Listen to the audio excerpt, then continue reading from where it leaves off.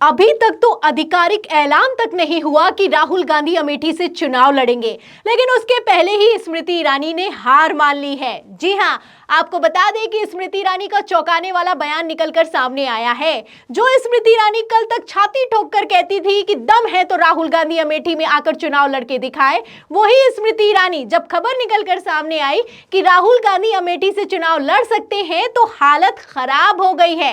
Madam का कहना है कि अगर राहुल गांधी ने अमेठी से भी अपना नॉमिनेशन दाखिल किया तो इससे उनका डर साफ हो जाएगा। तो किसको कितना डर सता रहा है, इसके लिए सबसे पहले आप स्मृति ईरानी का लेटेस्ट बयान सुनिए। फिर इसके बाद अगर आज अमेठी में चुनाव हो गए तो कौन हारेगा कौन जीतेगा, क्या चौंकाने वाले नतीजे निकलकर सामने आए हैं, मैं आपको नतीजे दिखाती हूं। अगर वो 2 सीटों से लड़ते हैं तो इसका मतलब वो अमेठी से अपनी हार को ऑलरेडी चुनाव होने से पहले ही घोषित कर रहे हैं। मैंने तो ये कहा था कि अगर वाकई में उनके नेता में दम है तो बिना मायावती जी अखिलेश जी के सहारे के अकेले सिर्फ अमेठी से चुनाव लड़कर क्यों नहीं दिखाते। दूध का दूध पानी का पानी वही हो जाएगा। तो सुना आपने किस तरीके से मैडम को इंडिया गठबंधन का डर सता रहा है।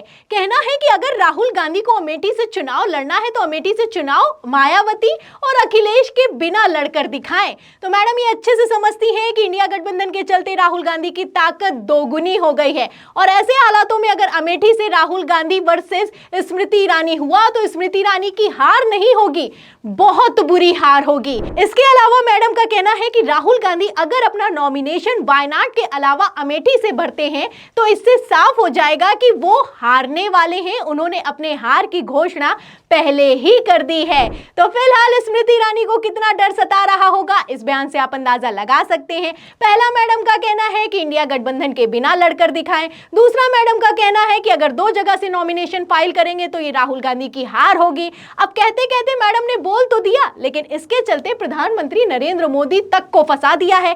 जैसा कि आप जानते हैं कि 2014 में जब लोकसभा चुनाव हुए, पीएम मोदी पहली बार लोकसभा चुनाव में उतरे तो उन्होंने 2 जगह से नॉमिनेशन फाइल किया, एक है वडोदरा, दूसरा है बनारस। आप जानते हैं कि 2 जगह से नॉमिनेशन पहले ही पीएम मोदी फाइल कर चुके हैं। स्मृति ईरानी भी ये अच्छे से जानती हैं, लेकिन इन सब के बावजूद बयान दिया गया है कि अगर कोई 2 जगह से अपना पर्चा दाखिल करता है या फिर कि 2 जगह से चुनाव में खड़ा होता है तो एक जगह से वो हारा हुआ होता है, एक जगह से अपनी हार की घोषणा कर देता है।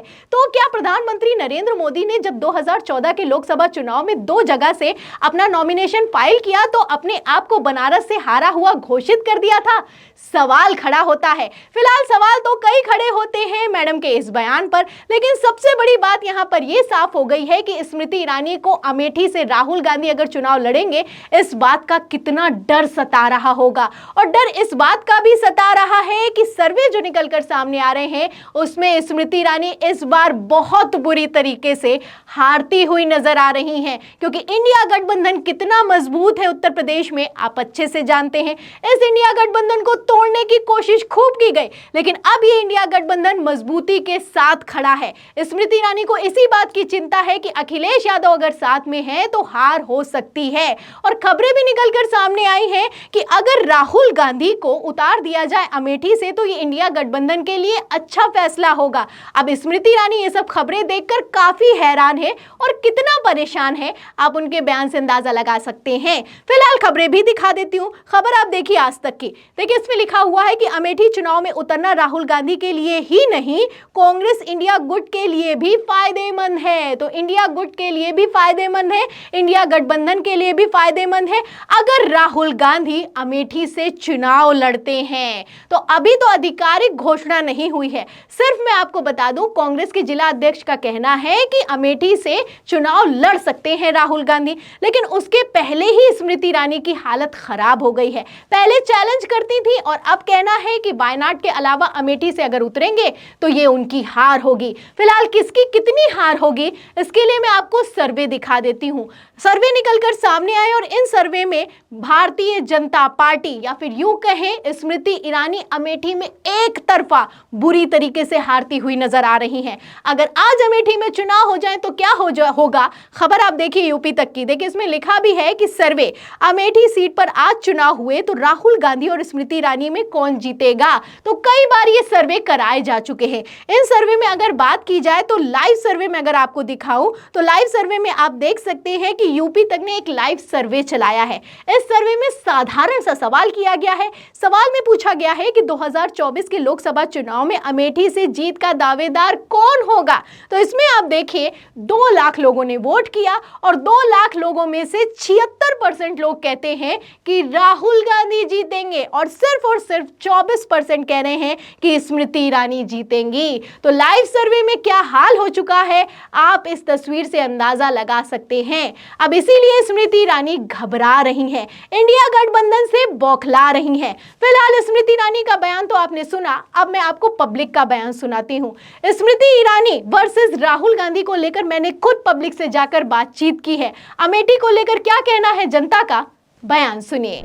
अगर ये ट्यूट के सर्वे जब 75% कांग्रेस राहुल भाई के हित में आ सकता तो वहाँ के जनता मन बना ली है। अमेठी के अलावा पूरे इंडिया के 140। तो सर यहाँ पर कहना चाह रहे हैं गोदी मीडिया वैसे खेल कर देता है, मगर जब लाइव सर्वे चलता है तो राहुल मैं वही एक चीज और समझाना चाहता। अगर ये लाइव सर्वे नहीं होता मैडम जी ना, तो ये गोदी मीडिया यही करते, 75 गोदी मीडिया को दिखा देते कि भारतीय जनता पार्टी जीत रही है और 25% जो बच रहा है वो कांग्रेस की दिखाते। लेकिन जो आप लोग के आशीर्वाद से, जो आप लोग ऑनलाइन जो सर्वे करा रही हैं, आप देख लेना राहुल भाई पूरे इंडिया में, अमेठी के तो है ही है, पूरे इंडिया में जो इंडिया का आप लोग गठबंधन के वो नाम दिए हैं, 75% प्लस हो सकता है, उससे माइनस नहीं हो सकता। ये है कि इस बार स्मृति ईरानी की संभवतः हमको लगता है कि उनकी जमानत न जब्त हो जाए। बड़ी बात कह दी आपने। मैं ईमानदारी की बात बता रहा हूँ, स्मृति ईरानी की जमानत जब्त हो सकती है, इसमें संदेह न करिएगा। हम अमेठी की बात कर रहे हैं और हम कहीं बात नहीं कर रहे हैं, सिर्फ अमेठी की। अमेठी में बम्फर मतों से जीतेगा राहुल, स्मृति ईरानी बम्फर मतों से हारेंगी। हो सकता है उनका हार्ट अटैक भी हो जाए। क्या हो जाए? Heart attack. तो सुना आपने, पब्लिक भी ये अच्छे से समझती है कि किस तरीके से लाइव सर्वे असल सर्वे होते हैं। अगर ये लाइव सर्वे ना होता तो इसमें हेरफेर कर दिया जाता, गोदी मीडिया खेल कर सकता था। लेकिन ये लाइव सर्वे है, ट्वीट के जरिए चलाए जाते हैं, तो इसमें कोई खेल हो नहीं सकता।